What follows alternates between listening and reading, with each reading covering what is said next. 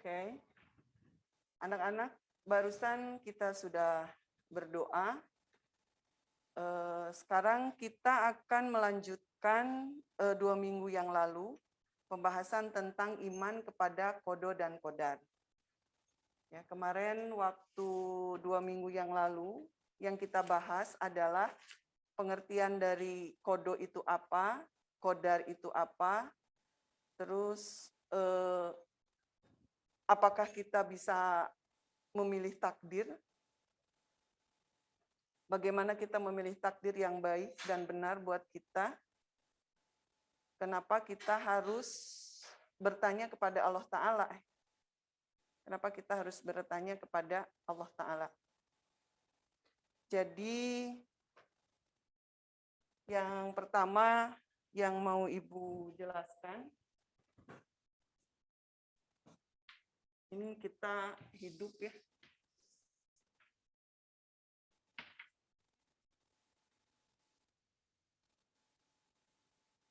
Ada yang tahu ini apa? Jalan ini. Dalam Al-Quran namanya apa ini? Ini kehidupan kita nih. Ini tujuannya ini ya. Ini ada ini.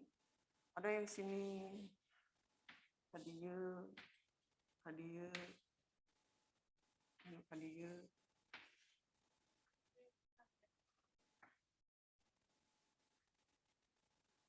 Wah, ini beribu-ribu aja.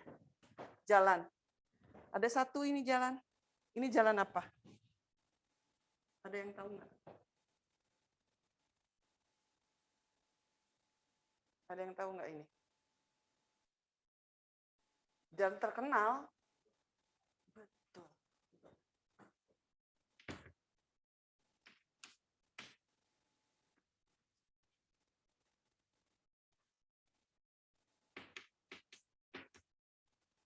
Ini adalah Sirotol Mustaqim.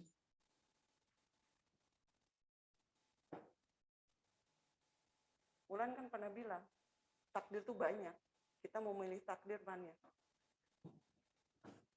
Tapi yang selamat itu hanya ini. Oke? Itu aja dulu. Sekarang, kenapa Ibu akan membahas tentang takdir itu? Pertama adalah, ini kan dulu tentang takdir seperti itu. Dalam surat Al-A'raf, surat ke-7, ayat 172. Udah sering itu dibahas ya. Al-A'raf, silakan buka Al-Qur'annya. Al-A'raf 172.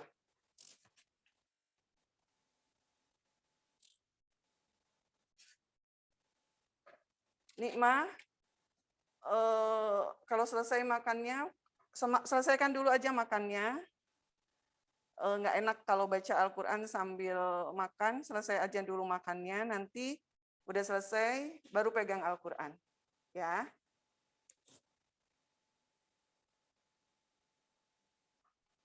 Salah, bukan 172.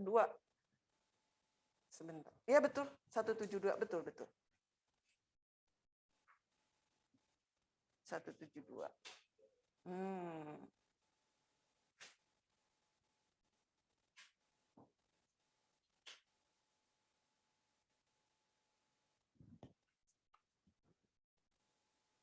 Silakan baca artinya.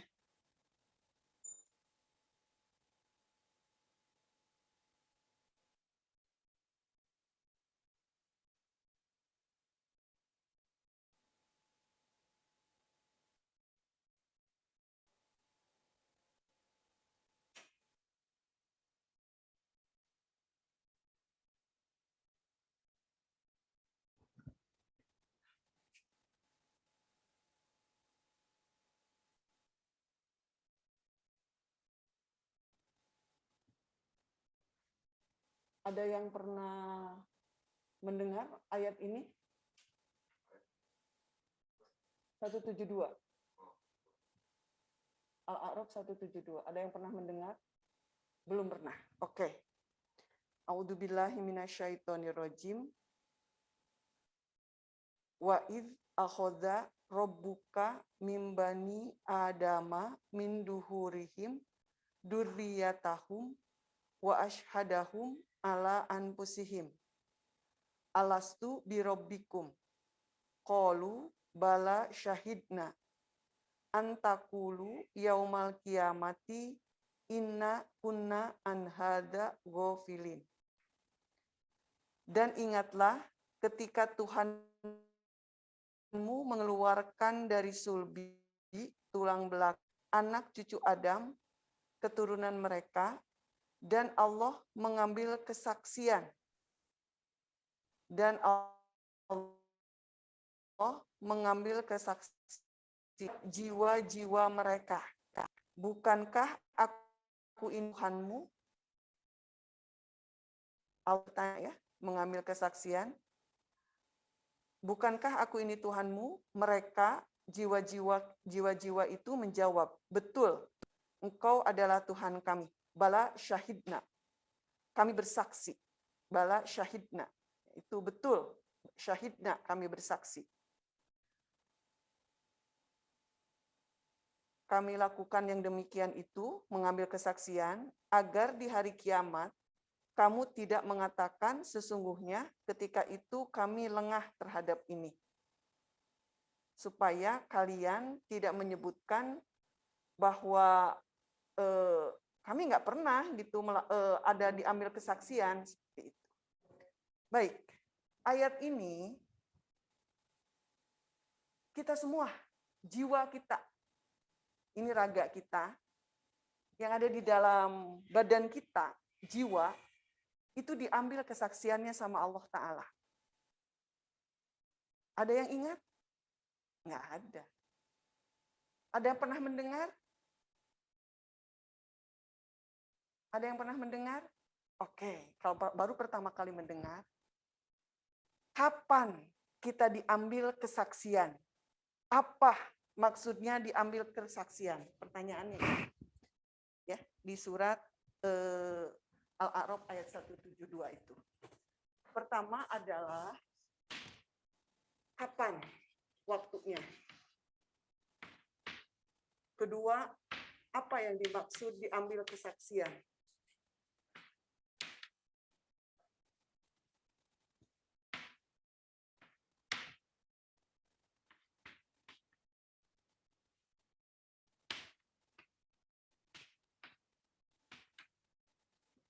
Jadi Allah bertanya, apakah aku ini Tuhanmu? Jiwa kita yang ada sekarang sama kita menjawab, bala syahidna, betul, kami bersaksi, Engkau adalah Tuhan kami. Ini kapan dan apa yang dimaksud dengan diambil kesaksian itu?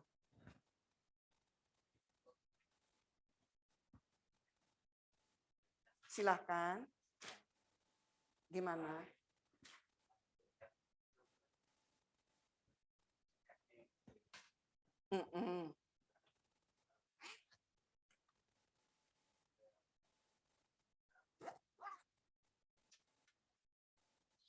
Alam alastu itu alam apa?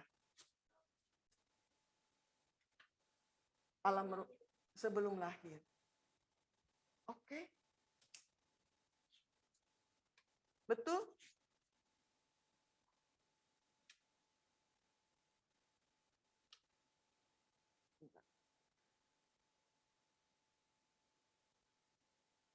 Betul, terima kasih Jaki. Kamu sudah menyimak dengan baik penjelasan dari Bu Isur. Yang pertama memang betul. Kapan itu dilakukan kejadian itu?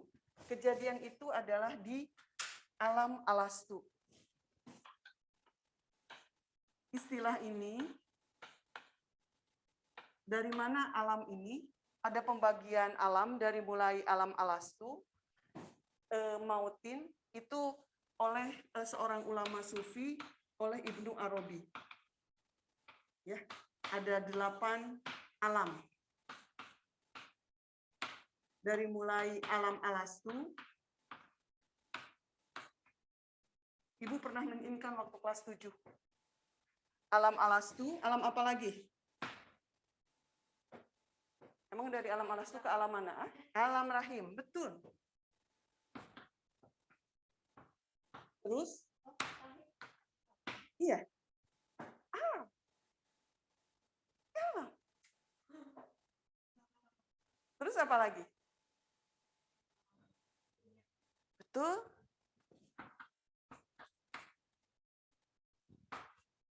Terus apa lagi? Ayo. Apa? Betul. Alam kubur atau alam barja? Barja itu artinya antara alam akhirat dan alam dunia. Ruang tunggu. Tapi nunggunya bisa ribuan tahun ya. Bayangin aja dari Nabi Adam sampai sekarang. Nunggu dong. Semua di alam barja nunggu. Nah, nanti itu ada pembahasan khusus. Ngapain aja sih di alam barja? Nah, ribuan tahun loh jiwa kita di situ. Bayangin. Terus alam apa? Oh, di alam barja. Apa coba? Betul, alam mahsyar. Terus, apa lagi? Betul.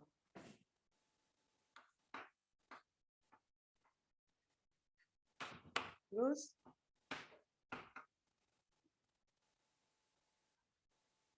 betul. Satu lagi?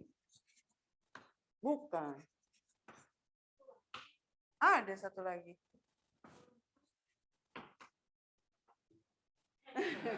Apa itu dunia fatu? Apa? Wow, alam jin mah di bawah kita. Satu lagi al-kafib. Pertemuan dengan Allah Ta'ala. Enggak semua ya.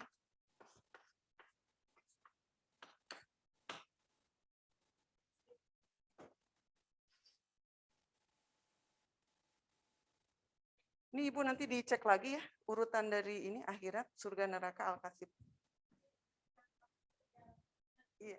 Nah, ini ada di Ibnu Arabi. Mursyid Kang Jam menambah lagi satu alam dalam surat Al-Insan ayat 1, alam yang nggak ada nama. Ada lagi. Dalam Al-Insan ayat 1. Ada menambah. Beliau menambah. Mursyid Kang Jam menambah 1. Nah, ini Ibnu Arabi ada 8. Nah, kapan kita diambil kesaksian? Di sini. Di alam alastu. Di situ diterjemahkannya roh ya. Dicoret sama kalian. Bukan roh, tapi jiwa-jiwa. Beda ya. Jiwa-jiwa mereka. Ini kan supaya tidak tercampur pengertian tentang roh dan jiwa. Itu beda. Kalau anfus itu jiwa. Kalau roh ya ruh. Roh, waw, ha. Beda. Jadi ini, dan apa yang dimaksud? Ada yang tahu nggak? Pertanyaan Allah kan ini ya.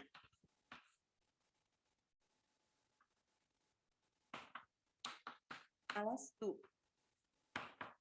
birabbikum. Jawab jawab jiwa kita bala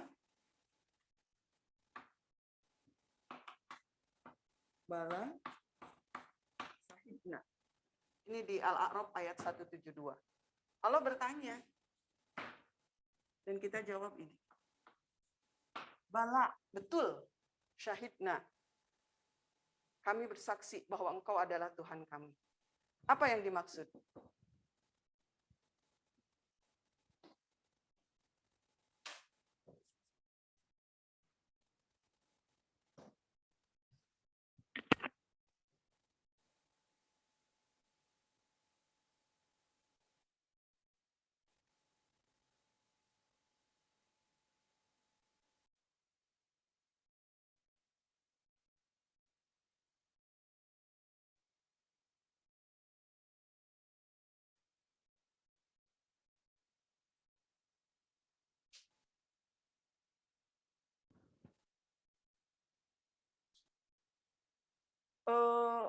Nikmah, papan tulisnya bisa kelihatan kan? Oke, karena di share screen ya.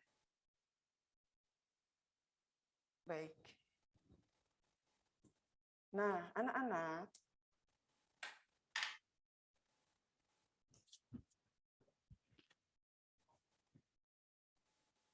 ada sebuah hadis qudsi seperti ini.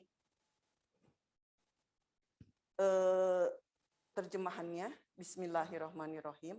Allah Ta'ala berfirman dalam hadis, "Aku adalah hasanah yang tersembunyi. Aku ingin dikenali. Kuciptakan makhluk agar mereka mengenaliku." Aku adalah hasanah tersembunyi. Aku ingin dikenali. Kuciptakan makhluk agar mereka mengenaliku. Ya. Nah, persaksian yang dimaksud di sini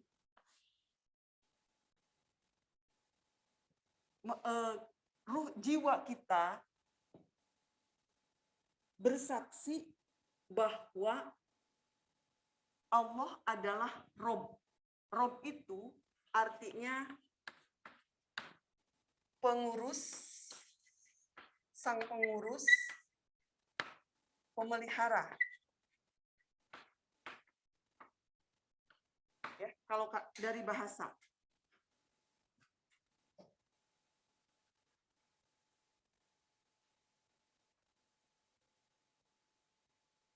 Jadi, jiwa kita sebelum lahir ke alam dunia sudah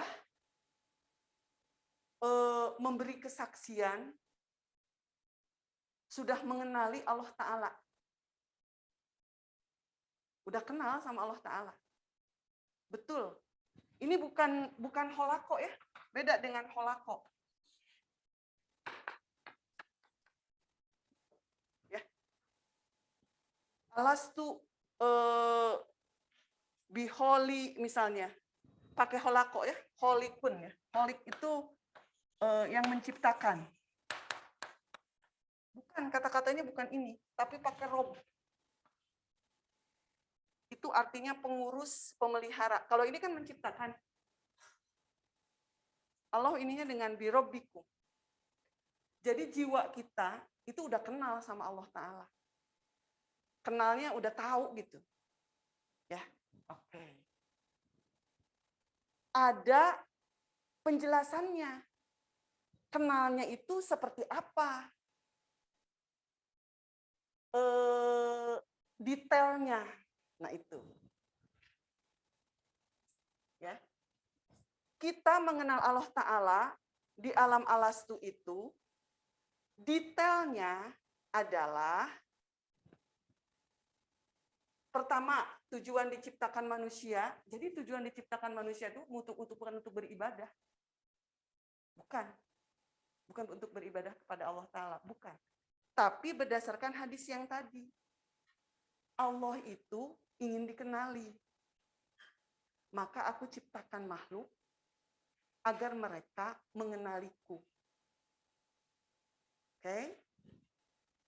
Kemudian, detail dari kita mengenal Allah Ta'ala itu dengan setiap manusia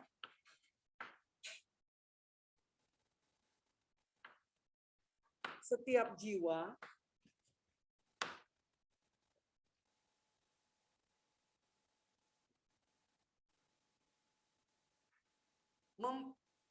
mempresentasikan, memperkenalkan.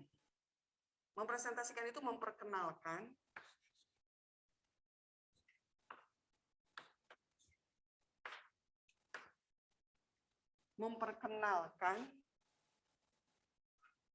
asma dan sifat Allah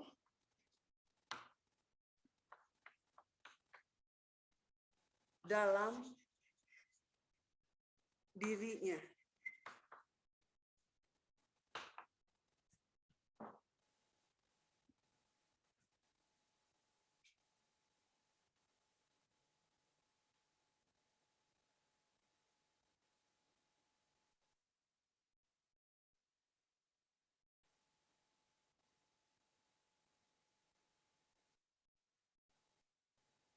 Ibu lagi menjelaskan ya, apa yang dimaksud diambil kesaksian. Yang dimaksud dari diambil kesaksian adalah setiap jiwa memperkenalkan asma Allah itu At-Tawwab, Al-Ghaffar, Maha Pemaaf, Ar-Raja, pemberi rizki, itu kan asma ya. Kemudian Ar-Rahman, Maha Penyayang, yang bersungguh-sungguh, ya. Kemudian banyak asma-asma Allah ya. Seperti itu yang 99, kemudian sifat-sifat Allah dalam diri manusia itu. Seperti itu. Dan ini disebut dengan misi hidup.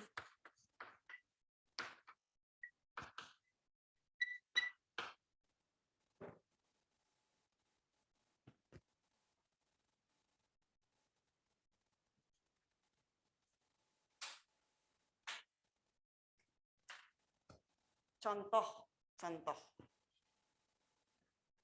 Asma Allah itu salah satunya adalah Al-Alim, yang maha mengetahui. Al-Alim yang maha mengetahui.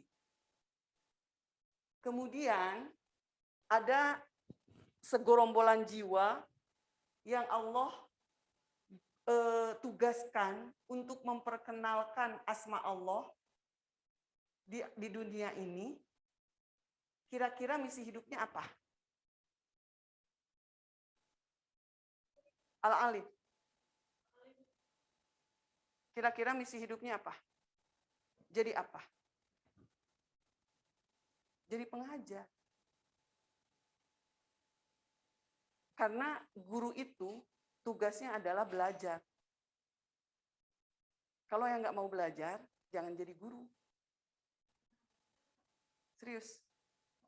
Guru itu tugasnya adalah belajar. Itu ada hadis dari Ali bin Abi Thalib. Ibu ininya ada nanti kalau di share, ada ibu cari. Guru itu tugasnya belajar. Itu. Iya, bukan sama-sama belajar. Dia yang belajar, dia mentransferkan lagi. Jadi kalau guru nggak mau belajar, jangan jadi guru.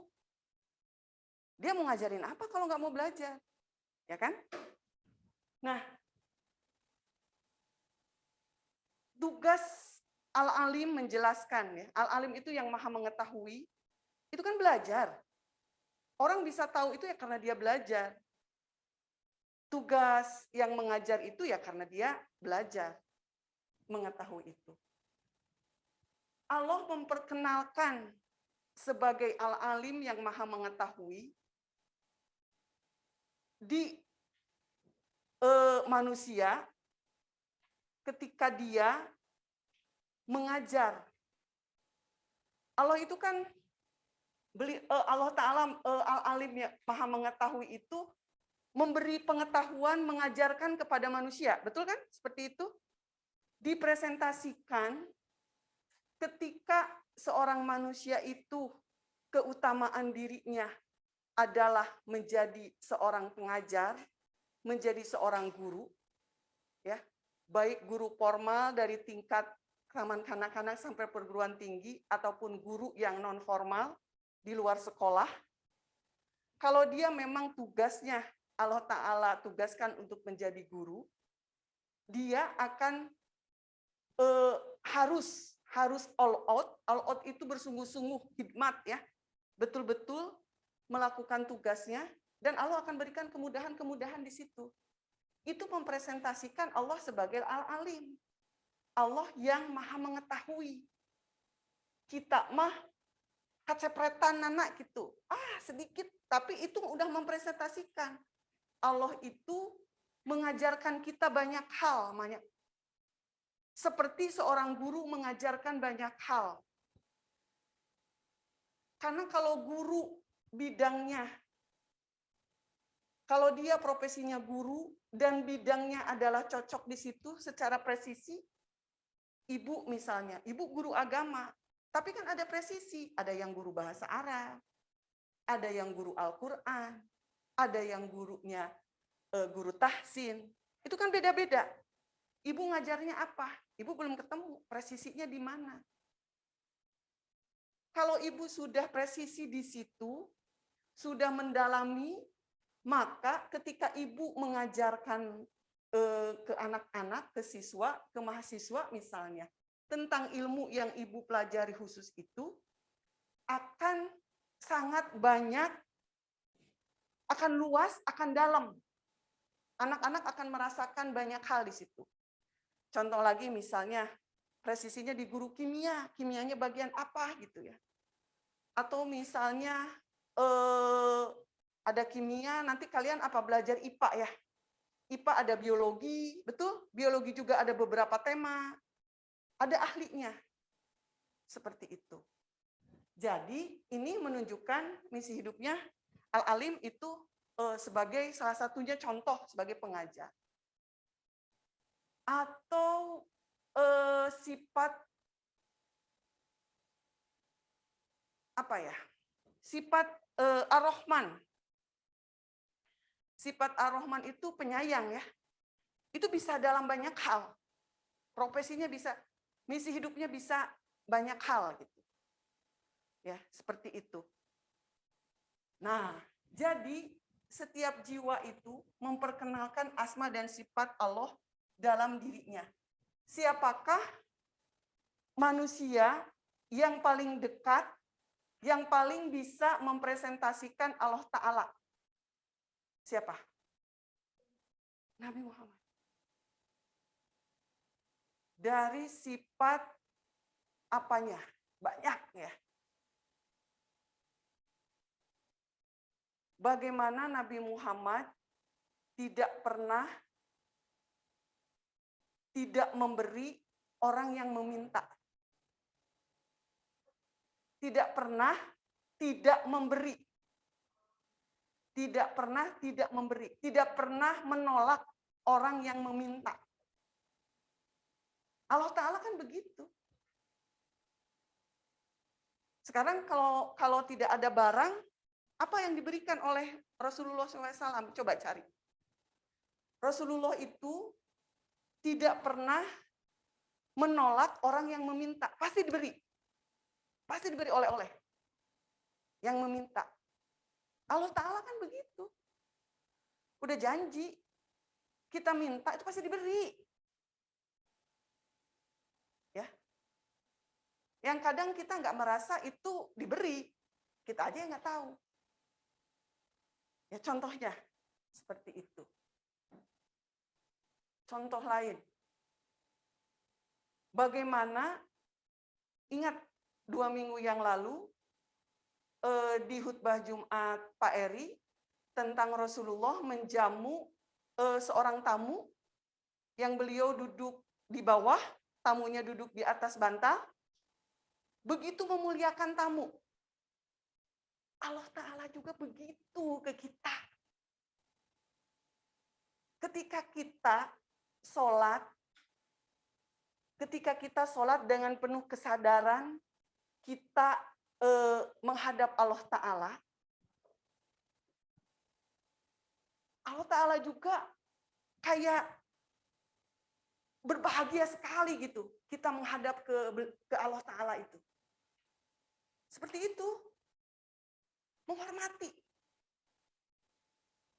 Jadi, kalau istilahnya itu, Allah Ta'ala itu mau merendahkan, turun ya, ke yang paling rendah, untuk bisa berhadapan dengan manusia.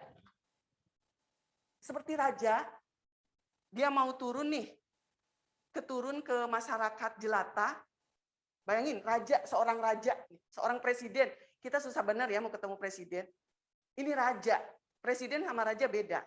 Kalau raja itu sampai seumur hidup kan, sampai dia mati kan. Kalau presiden itu kalau dia udah nggak presiden lagi ya agak berubah kan. Ini raja yang seumur hidup. Dia seperti misalnya, oke, yang sekarang raja masih ada supaya kalian bisa indikan. Ratu Elizabeth misal. Oke, Ratu Elizabeth, dia Raja Inggris.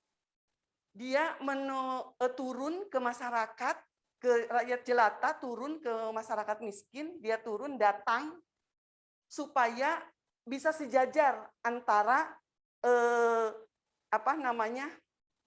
masyarakatnya dengan dia. Nah, ini Allah Ta'ala.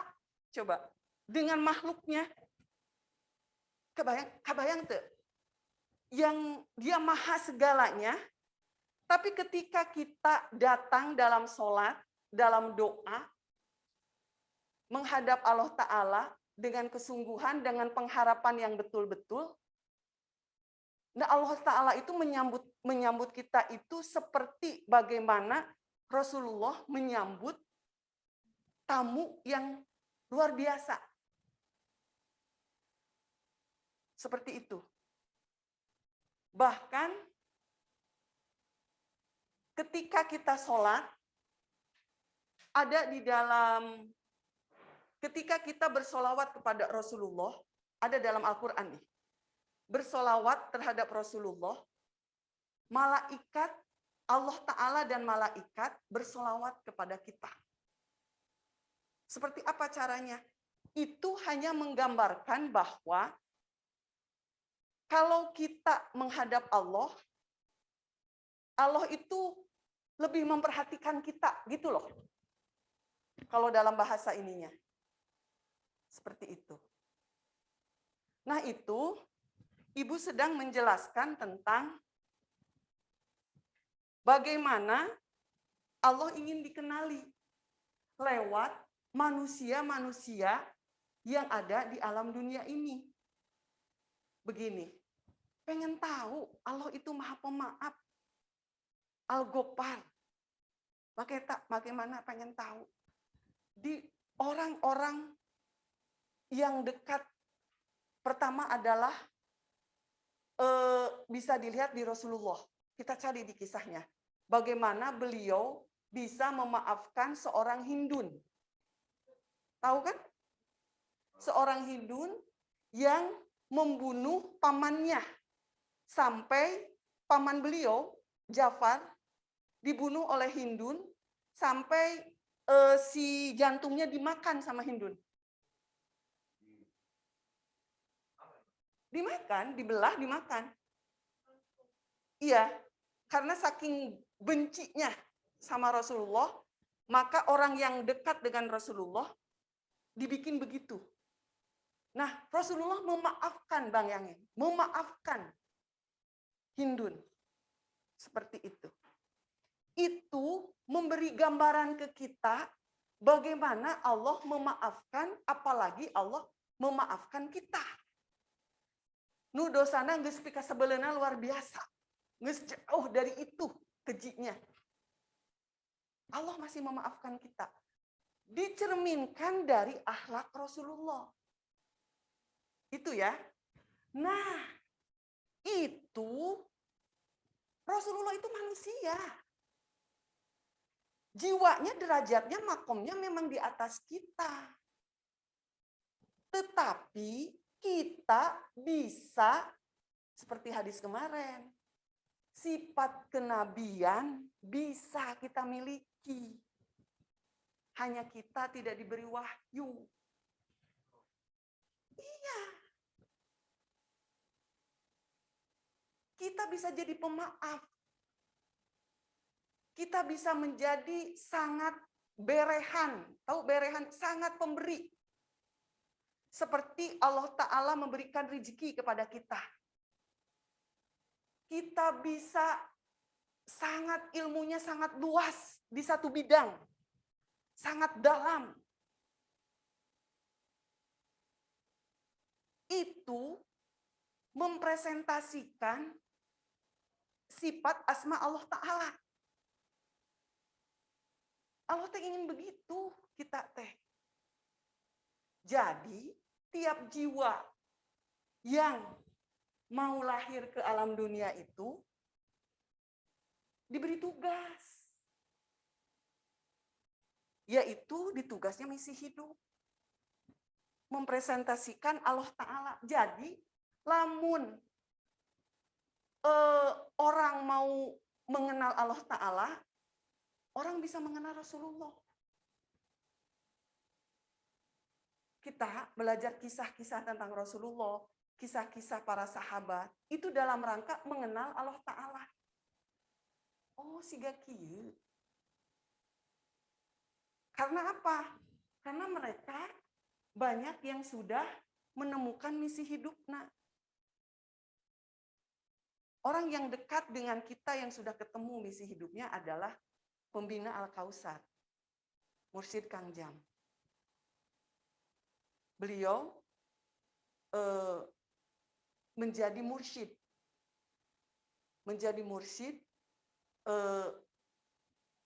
profesornya di bidang agama. Ibnu Arabi juga misi hidupnya, beliau itu menjelaskan apakah beliau mursyid atau karena ya mursyid pasti karena dia kutub, betul. Ibnu Arabi juga sama seperti Mursyid Kang Jam. Pemimpinnya para wali. Maksudnya misi hidupnya, kalau Ibnu Arabi sebagai pemimpin para wali, misi hidupnya sebagai mursyid. Kang Jam juga sama. Sebagai orang yang sudah ketemu misi hidupnya. Sudah ketemu diri. Oke? Jangan ditanya ke ibu. Karena ibu juga belum mengalami. Mudah-mudahan mengalami. Ya. Sangat susah. Jangankan ibu lah, ya, yang senior di atas ibu juga belum ada. Yang ibu kenal banyak, nggak terlalu banyak. Tapi salah satunya yang hidup di Indonesia saja bisa dihitung jari. Salah satunya Mursyid Kang Jam yang sudah ketemu misi hidup. Ya, ketemu misi hidup. Nah, kemudian ini dari awal dari mana untuk ketemu misi hidup itu? Ya, ini semua manusia ya, semua manusia. Bukan hanya para nabi, bukan hanya para wali. Semua manusia. Jiwa semua yang lahir ke alam dunia. Ya. Contohnya adalah para nabi, para wali, para rasul. Ataupun para wali itu ya contohnya para wali, para rasul, betul. Wali itu tidak selalu seperti ulama besar yang terkenal, enggak. Ada seorang wali, bayangkan, ada seorang wali yang tugasnya memijat. Memijat, wali amah dia, wali umum. Dia tidak bertugas seperti seorang Ibnu Arabi atau bertugas seperti Syekh Abdul Qadir Jailani. Pernah dengar Syekh Abdul Qadir Jailani? Itu wali besar. Ya. Beliau tidak bertugas, tapi dia seorang wali. Walinya wali amah. Dia hanya bertugas memijat. Bayangkan, tapi itu bidang dia.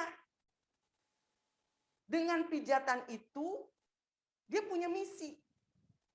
Untuk apa? Ada. Itu untuk mempresentasikan Allah Ta'ala.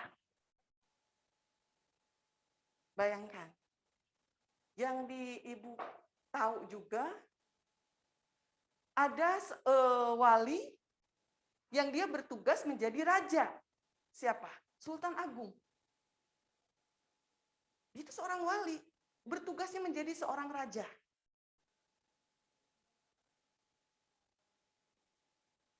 Ya. Seperti itu. Orang yang ketemu misi hidup itu wali. Ya. Tapi ada wali khusus. Wali khusus itu seperti Ibnu Arabi, Syekh Abdul Qadir Jailani, itu wali khusus. Dia mempunyai tempat wilayah, mempunyai murid, dan mempunyai wilayah tugas. Itu wali khusus. Kalau wali umum, itu dia seperti yang tadi tukang pijat, itu wali umum. Dia ketemu dirinya.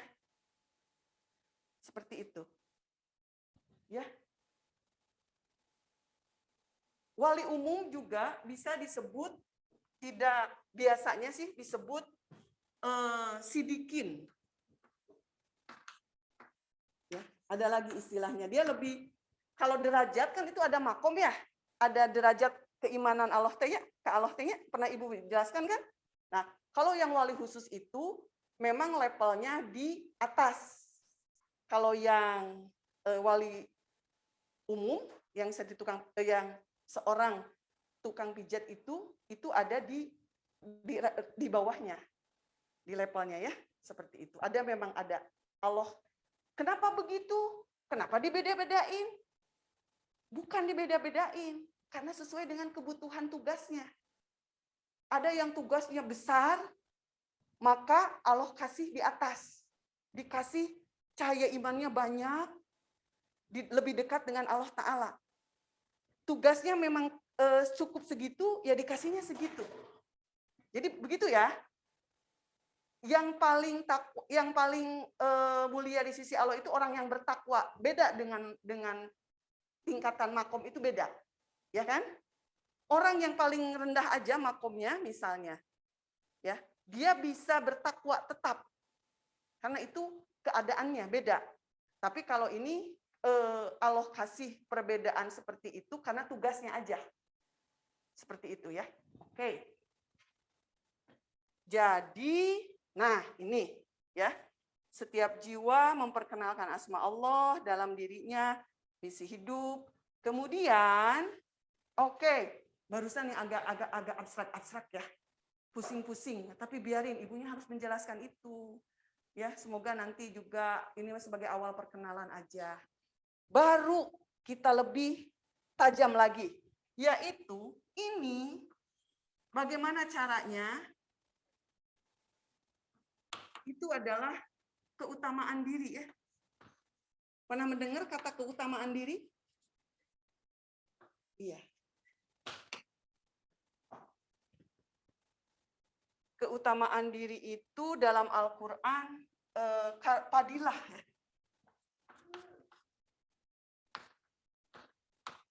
Oke, Ibu hapus dulu ya. Oke. Sebentar, Ibu hapus. Nanti kalau terlalu abstrak, kalian juga jadi pusing. Tapi Ibu harus jelaskan. Oke, sekarang. Oke, kenapa? Silakan. Kalau apa? Iya. Iya. Betul. Satu.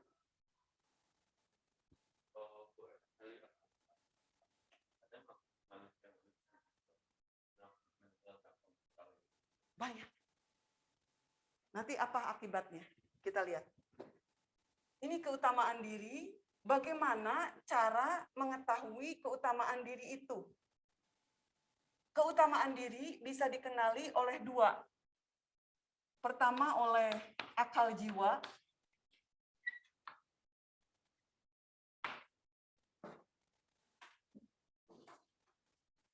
Dengan apa?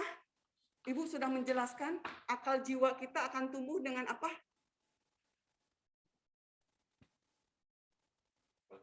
Ya, ini bisa dikenali.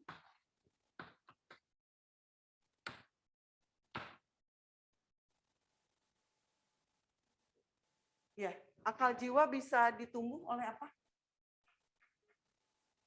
Apa? Bukan. Ibu udah berapa kali itu? Udah sering. Di cahaya Al-Quran. Oleh apa? Dengan membaca dan mempelajari Al-Quran. Ibu singkat ya.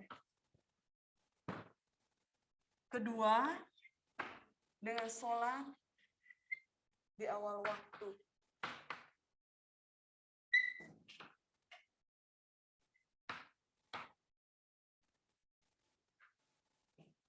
Bayangkan, dengan akar raga aja, yang digunakan secara optimal, bisa lahir seorang tokoh-tokoh besar.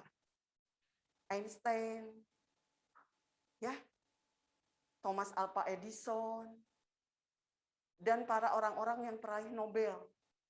Seorang Bill Gates, ya, seorang siapa yang ini Apple itu? Steve Jobs. Itu pakai akar raga loh. Iya, akar raga. Apalagi ini kalau pakai akal jiwa. Bisa berlipat-lipat kemampuannya. Tidak semua orang tahu bahwa ada akal lain selain akal raga. Tidak semua manusia tahu. Nah, ini bisa tumbuh dengan mempelajari Al-Quran. Dan dengan sholat di awal waktu. Ini ada, nanti kalau sholat di awal waktu Ibu nggak jelaskan ya, takut kalian pusing bagaimana, ada, itu di surat Ar-Ra'd, ya, di surat Ar-Ra'd itu ada. Nah ini keutamaan diri kita bisa dikenali dengan ini. Makanya ada program Cahaya Al-Quran, biar akal jiwa kita, ibu dan kalian tumbuh. Gitu. Untuk apa? Untuk mengenali keutamaan diri.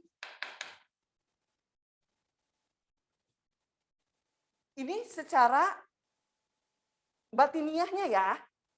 Secara lahiriahnya, ini batiniah ya, secara batiniah. Secara lahiriahnya, untuk mengetahui keutamaan diri itu, merenung. Kalian sering disuruh merenung atau refleksi kan? Betul? Betul nggak? Kedua, ada kelas minat.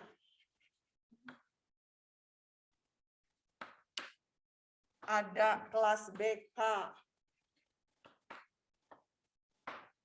Ada komprensi akademi siswa ya nanti Maya namanya. Yang dulu KDS. Dulu KDS kan? Nanti sekarang KAS. Ini lahiriahnya. Untuk mengenali keutamaan ini. Ini batiniahnya. Untuk menumbuhkan akal jiwa, yaitu dengan mempelajari Al-Quran. Cahaya Al-Quran itu dalam rangka mempelajari Al-Quran. Dengan sholat di awal waktu, maka akan menemukan keutamaan diri. Secara lahiriahnya, merenung. Untuk kalian ya, untuk kalian ada kelas minat. Ini kalau ini merenung buat ibu juga.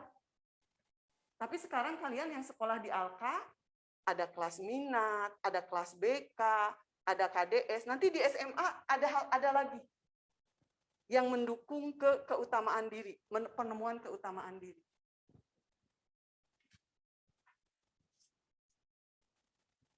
Apa hubungannya dengan takdir? Selanjutnya itu. Sekarang kalian ini dulu aja, kunyah dulu aja yang sudah Ibu jelaskan. Apa hubungannya dengan takdir dan kodok?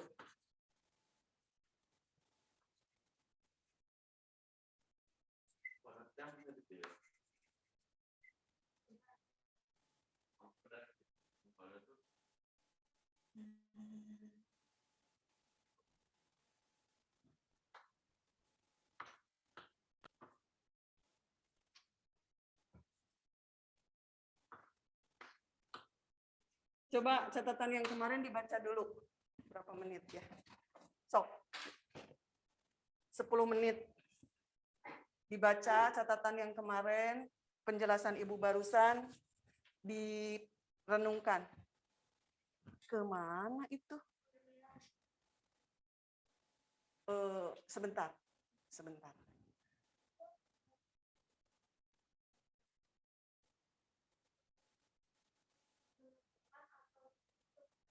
Enggak, menemukan, enggak dibentuk. Menemukan. Nggak dibentuk. Hah? Udah ada. Tinggal di stimulan, tinggal diangkat, ditemukan. Kalau ditemukan itu tinggal dikuatkan gitu. Bukan dibentuk. Kalau dibentuk tuh nggak ada. Kalau ditemukan tuh udah ada, terkubur. Nikmah nggak ada ya ini? Nikmah, apakah kamu ada? Kalau nggak ada kan nggak perlu stop share. Kayaknya dia, tapi dia nggak bilang. Nggak ada di chat dia bilang. Oh iya betul nggak ada. Sok, 10 menit Ibu kasih waktu, kalian baca catatan yang kemarin, definisi kodok dan kodar. Kemudian baca lagi tentang barusan yang Ibu jelaskan tentang setiap manusia diberi ambil kesaksian oleh Allah Ta'ala. Ini dengan mempelajari Al-Quran, ini ada di surat Al-A'raf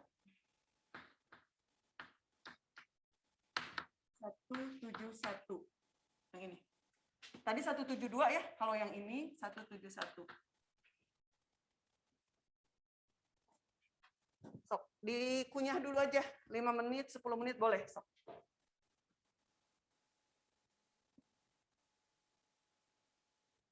Sok, apa?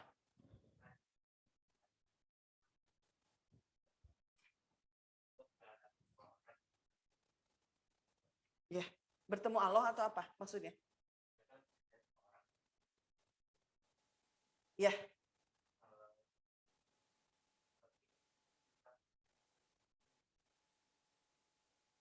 Pertama, kalau sekarang ya, harus meninggal. Enggak, betul. Kalau sekarang harus meninggal. Karena nggak bisa di alam dunia. Nggak bisa, ada raga itu nggak kuat. Ya, nah nanti ini al-khatib itu tersingkap bahasanya, artinya al-khatib itu tersingkap. Al-khatib tersingkap. Jadi Allah Ta'ala kita bisa bertemu dengan Allah Ta'ala. Walau alam seperti apa ya bertemunya. Walau alam Ibu nggak bisa menjelaskan, nggak tahu Ibu. Tapi bisa bertemu dengan Allah Ta'ala. Artinya al-khatib sendiri artinya tersingkap.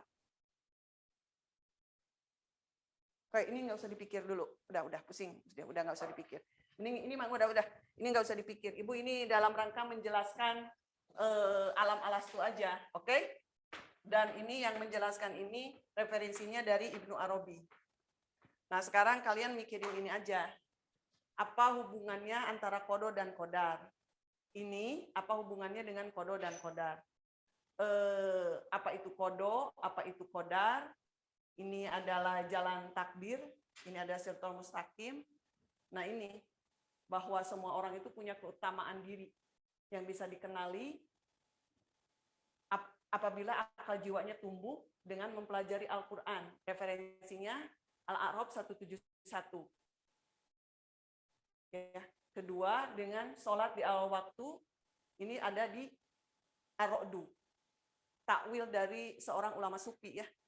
Ada di surat Ar-Ra'du ini, ininya apa namanya, ada hadisnya, tapi juga ada takwil dari takwil dari surat Ar-Ra'du yang ini. Silahkan kalian pahami dulu. Nah ini secara lahiriahnya di Al-Kausar, secara batiniahnya ini program ceki, oke? Iya, cahaya Quran, oke? Ini secara batiniahnya program ceki kalian itu dikasih, ya?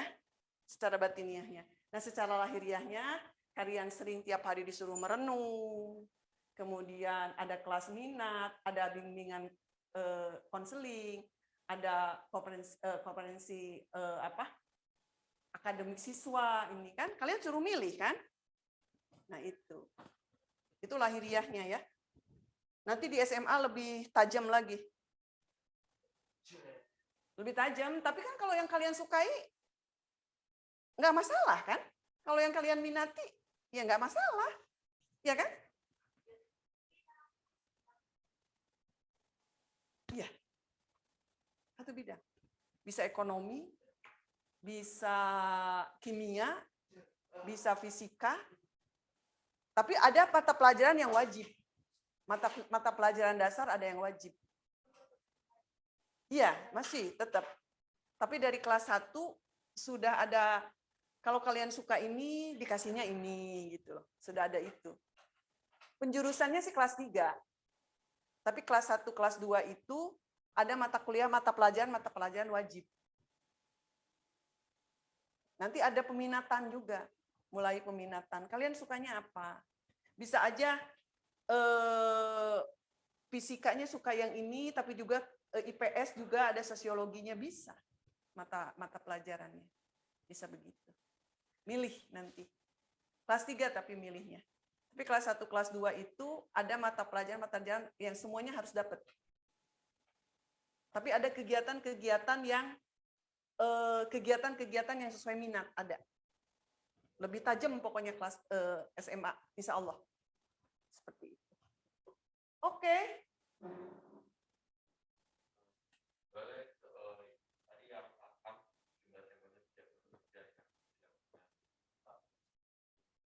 Kalau tidak?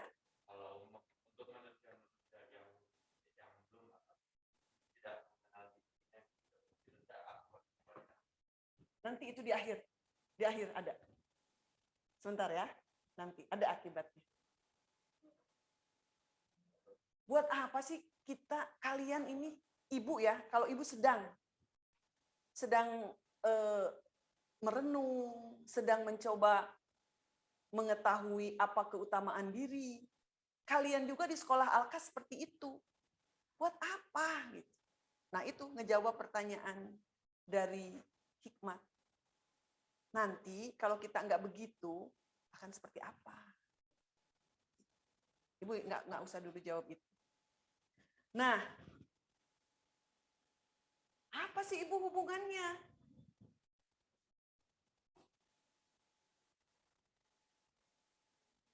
Kita tuh udah punya tujuan. Kita hidup di dunia ini sudah ada tujuan. Allah Ta'ala ciptakan tuh untuk jadi apa? Tugasnya apa? Udah ada.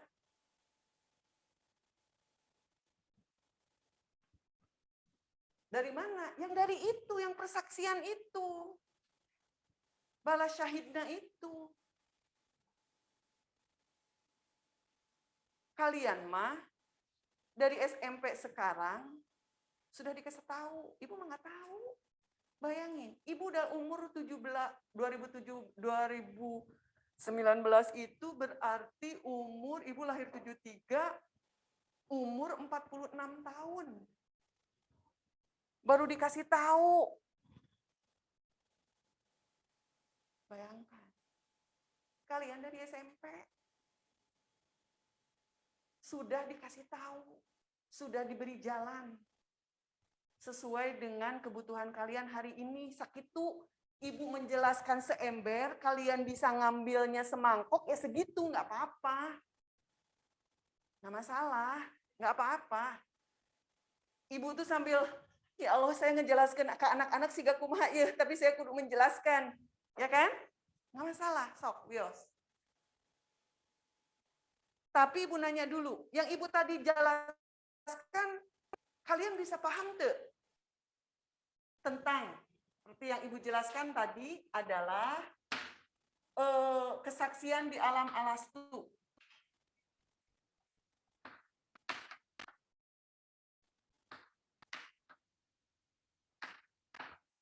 Naon coba ringkasnya? Ringkasnya apa? Kesaksian di alam alastu itu. Yang surat Al-A'raf 171 itu, 172 itu. Apa ringkasnya? Nih, sebelum ibu lanjutkan. Semua jiwa ya, kita termasuk. Itu diambil apa? Iya. Bersaksi. Itu seperti apa? Ringkasnya seperti apa? Allah Ta'ala, betul. Dengan dikasih apa? Dengan dikasih tugas. Kesaksian itu untuk memperkenalkan Allah Ta'ala. Karena Allah itu menciptakan kita agar kita mengenal Dia Ta'ala.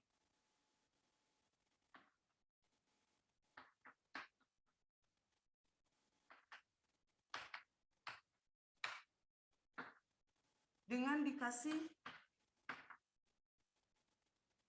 misi hidup melalui keutamaan diri.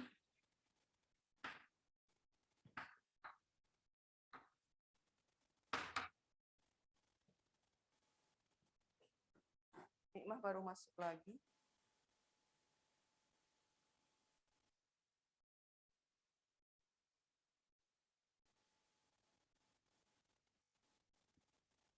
Ya.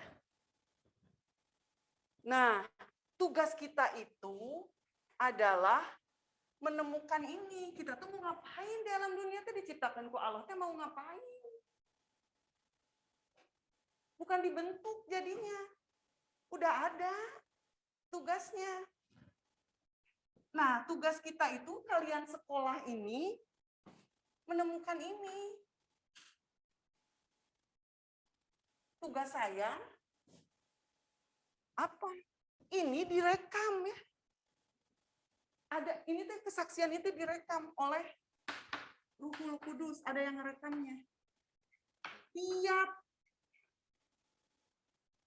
manusia, pokoknya ada yang ngerekamnya. Nih, Ibu jangan dulu memperkenalkan ini lah, kalian diskusi. Pokoknya mah ini teh dalam diri kita teh ada tugas kita teh nemu ini ke dalam. Dulu tuh sama Allah tuh kita ditugaskan apa?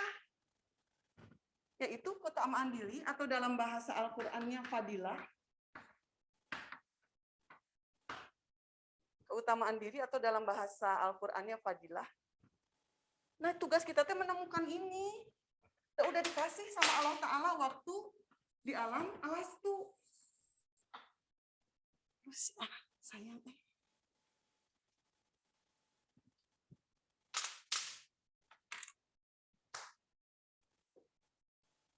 Ini segini paham nggak? Apipah bisa dipahami? Bisa? Aurel? Bisa? Jaki? Hasa? Hikmat? Ulan?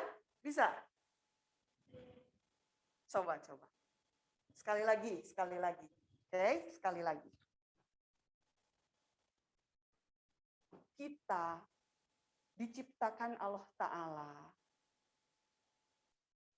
bukan untuk tanpa tujuan. Masing-masing jiwa kita diturunkan ke alam dunia ini punya misi, punya tugas. Ya. Kapan itu diberikannya? Di Al-A'raf 172 itu. Yang alastu birobikum bala sahibna. Di situ. Untuk memperkenalkan Allah Ta'ala. Kita punya misi. Kita teh jadi naon. Untuk apa? Jadi kita nggak perlu lagi bersaing. Beda orang, beda tugas. Perlu. Makanya di Al-Kausar tidak ada persaingan. Dan nggak perlu. Dan tiap orang beda-beda tugasnya. Oke, segitu. Paham ya? Oke. Kemudian, tugas itu yang harus ditemukan dengan menggali kita ini apa keutamaan, yang namanya keutamaan diri itu kelebihan kita, kesukaan kita, Apa takdir-takdir yang membentuk kita? Ya kan? Ya, betul? Nah, untuk mengenali keutamaan diri itu, biar kita bisa melaksanakan misi hidup, ya, untuk menemukan ini, biar kita bisa ini, ya, ada dua, secara batiniahnya, secara lahiriahnya. Oke? Ya. Ibu teh diciptakan mau jadi apa? Supaya bisa ketemu dua cara. Ibu, secara batiniah, ibu harus baca Al-Quran, harus belajar Al-Quran. Karena Al-Quran ini bisa menumbuhkan akal jiwa. Karena hanya akal jiwa yang bisa mengenali. Sanes akal, raga saja, harus akal jiwa. Itu yang pertama. Yang kedua, ada sholat di awal waktu. Itu ada. Secara lahiriahnya, ibu harus merenung, harus refleksi, harus tobat. Kan tobat itu untuk bersih. Ada yang bersih, maman leuwih caang, leuwih katingali. Tah eta. Ya, ibu juga sekarang mengajar. Ibu direnungi, ini mengajar apanya di agama itu. Udah ada. Tapi kan ibu harus didalami betul. Ibu tuh bidangnya di agama itu mengajar apa? Yang menjadi core bisnisnya, yang menjadi masalah utamanya itu di pengajaran apa misalnya. Seperti itu. Jangan ibu disuruh berdagang. Ibu sih berdagang sekarang. Sebelumnya ibu berdagang. Apakah ibu juga sekarang jadi ketua PKK? Enggak apa-apa. Tapi ada yang utamanya ada. Ibu juga kan sekarang jadi ketua PKK. Ya, di masyarakat. Ada juga punya warung. Tapi bukan yang utama. Ada yang prioritasnya. Jadi seperti itu. Ini di Al-Kausar dalam program apa? Ceki Cahaya Al-Quran. Ya. Nah, ini di kelas ini dengan merenung, dengan ada kelas minat seperti itu. Apa hubungannya dengan kodok dan koda? Ini kita hidup sudah ada tujuan. Oke? Itu saya tujuan. Hidup teh. Yang tahu tujuannya siapa? Allah Ta'alanya. Kita juga tahu, tapi caranya kumaha. Nah, ini memilih takdir kita bisa aja. Hadiu, sini. Yang lebih aman yang mana? Jalana. Ini. Ya. Yang ini. Kehidupan manusia satu per orang. Jadi kehidupan ulang nggak akan keluar dari ini, nggak segini, nggak akan keluar, udah ada jatahnya segini. Kehidupan ibu nggak akan keluar dari ini segini. Tapi ini kan ibu, ini kan ribuan jalan, jangan ribuan lah. Kita punya pilihan nggak akan sampai 10 lah, bener nggak? Sekolah 2, calon suami nggak akan sampai 1000 atuh, terus ya kan? So, pasti pilihan mah 5, 10 atau 2, 3 ge geus lieur ya. Kok mau pilihannya sampai 10? Apa aja, betul? Kita boleh memilih, boleh. Tapi boleh memilih teh, mau memilih apa? Ibu mau memilih ini.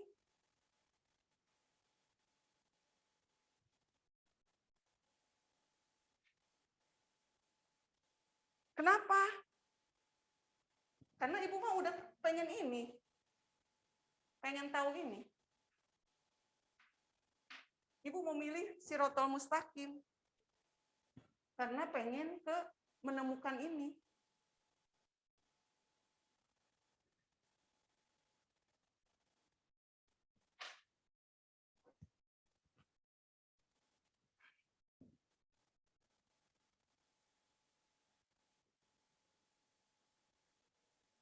ini teh kelas luar biasa ya.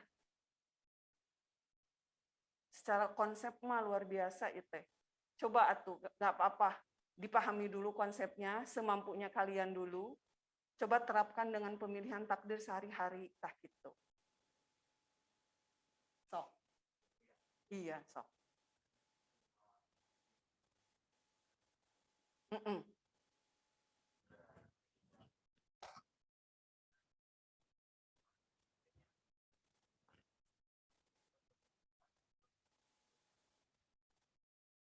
Oh, kita mah sering. Apalagi berkali-kali. Ya kan? Asyhadu alla ilaha illallah kan? Iyalah. Benar kan? Itu kan bersaksinya di lisan. Kalau yang bala syahidna itu kan bersaksinya lebih dalam dari itu.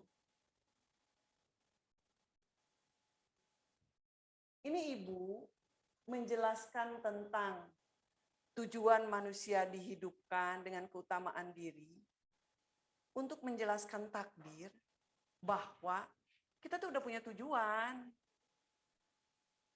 Ya, udah pasti. Jihad kita, pilihan kita adalah bagaimana kita menemukan diri kita, keutamaan diri kita. Nah, pertanyaannya dari siapa? Dari Hikmat. Kalau kita enggak menemukan, moal tenang. Kembali ke Allahnya moal tenang. Jiwanya enggak selamat. Ya, itu dibersihan. Nah, tetapi penjelasan dari seorang ulama sufi bahwa orang yang sedang berjihad, sedang bersungguh-sungguh untuk menemukan keutamaan diri, ketika dia meninggal, maka dia bisa masuk ke syahid. Orang-orang yang menemukan keutamaan diri itu ya ada tingkatannya, ada para nabi, ada sidikin, ada syuhada, ada orang-orang solih. Orang-orang solih itu orang yang belum menemukan misi hidupnya. Orang yang beriman dan beramal soleh, tapi belum bisa menemukan. Tetapi ketika dia bersungguh-sungguh, Allah Ta'ala yang tahu. Kita juga bisa mengukur, kita ini udah all out belum mengerjakan tugas. Kita ini udah betul enggak mengerjakan A, B, C. Nah, ketika kita udah sungguh-sungguh, ya, kalian ini sungguh-sungguh belajar Al-Quran karena tahu Al-Quran itu bahkan menumbuhkan akal jiwa untuk mengenal keutamaan kita, untuk mengenal untuk apa kita diciptakan, per pribadi ya, per orang kita. Kalian merenungnya benar-benar merenung, latihan merenung, sehingga bisa refleksi. Kita juga sama, Ibu juga merenung dengan sungguh-sungguh, benar-benar mengajar dengan sungguh-sungguh, mempersiapkan, belajar untuk mengajar ini. Kalau kita wafat dalam keadaan bersungguh-sungguh berjihad, kita belum masuk bertemu diri, Hikmat, pertanyaan dari Hikmat, Allah akan naikkan kita ke taraf yang syahid. Syahid itu apa? Dari bala syahid, nah. Kan sama. Syahadah. Orang yang bersaksi terhadap Allah Ta'ala. Orang yang sudah bersaksi seperti itu, jiwanya tenang. Jiwa mutmainnah. Kalau enggak, sebaliknya. Dibersihan di alam-alam berikutnya. Lamun anu tos tenang mah, di alam berikutnya, belajar lagi tentang Allah Ta'ala dan tentang Quran dan tentang Allah Ta'ala. Nuta acan mah, yang belum mah, dibersihan dulu. Kebayang?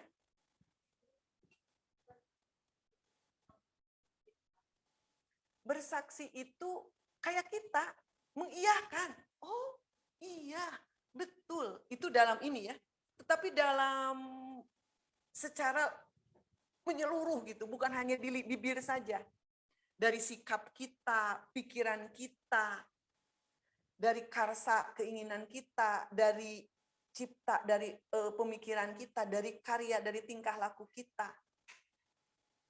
Itu menunjukkan persaksian terhadap Allah Ta'ala. Contoh nawe nu kamari, nu teu kabayang ku bulan. Nah, orang nu dimarahin, nu teu ngebalas. Ya kan? Ada orang-orang yang memang tidak perlu marah, teu kudu marah. Bukannya Rasulullah nggak pernah marah. Untuk hal-hal yang beliau perlu marah, beliau marah. Tetapi nu teu kudu marah, mah teu kudu marah. Begitu kan? Pada tingkatan itu, persaksian terhadap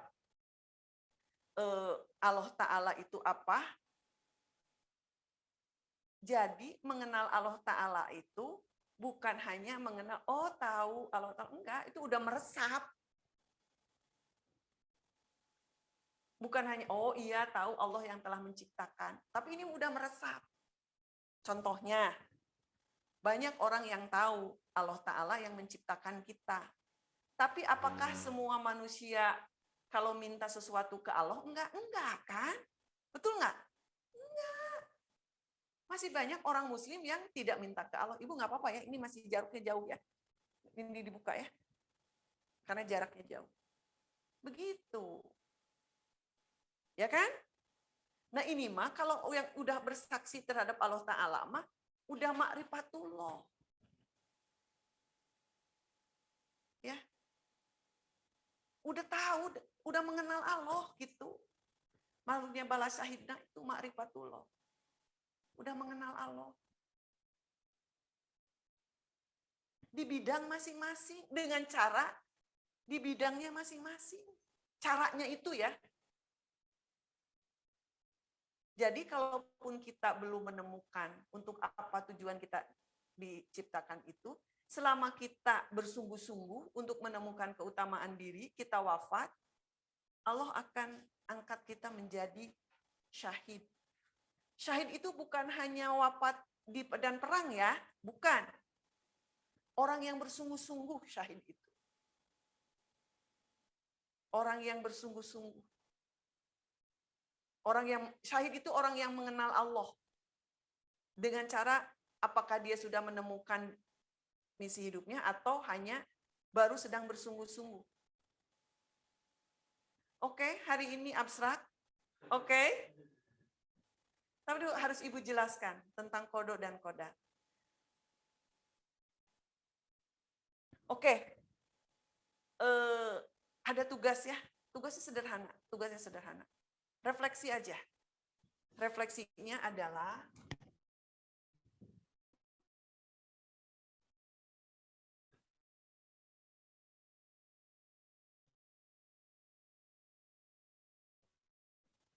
ini aja.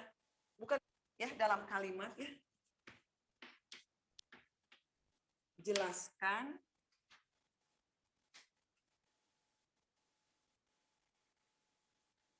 tentang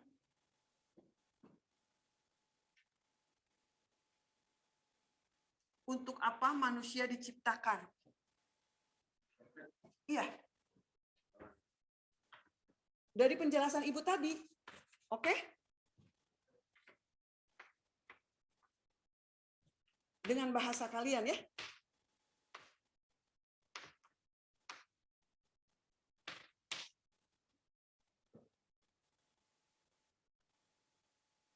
Sampai ini, untuk apa manusia? Selengkap mungkin dari penjelasan Ibu tadi. Itu aja. Ya, selengkap mungkin. Sambil kalian refleksi dari materi itu ya, udah habis ini, udah jam 10. Oke? Paham kan tugasnya? Oke. Hari ini dikerjakan. Karena kalau besok udah lupa. Udah lupa tuh dari penjelasan ibunya. Karena sekarang masih anget nih. Bisa aja kalian tulis dulu kata-katanya, kunci-kuncinya, nanti dirangkum bisa. Paham kan? Sebelum lupa nih, bisa. Nanti dirangkum dalam sebuah paragraf. Satu paragraf saja. Satu paragraf. Mau 2, mau 3 boleh. Minimal satu paragraf. Satu paragraf berarti kan beberapa kalimat. Oke? Minimal satu paragraf. Oke anak-anak, alhamdulillah. Ibu mohon maaf kalau belum bisa menjelaskan lebih detail supaya diinikan oleh kalian ya. Karena ini juga pertama kali Ibu menjelaskan ini ke kalian, ke selevel anak-anak SMP. Tapi Ibu harus menjelaskan ini, kumaha cobanya. Aduh. Ya, semoga Allah memberikan pemahaman ya kepada kalian. Sebatas kemampuan kalian paham hari ini, pahamnya sampai apa. Karena ini tentang takdir. Nggak bisa, ini nggak ada di buku kurikulum sekolah ya. Ya, nggak ada ya. Jadi, ya lumayan harus meramu. Nikmah juga sama tugasnya ya nak ya. Ibu tutup dulu. Stop share-nya. Ayo kita tutup berdoa dulu ya. Astagfirullahalazim, astagfirullahalazim, astagfirullahalazim. Subhanaka Allahumma wa bihamdika asyhadu alla ilaha illa anta astagfiruka wa atubu ilaik. Wassalamualaikum warahmatullahi wabarakatuh. Waalaikumsalam warahmatullahi wabarakatuh. Terima kasih Bu Elia. Sami.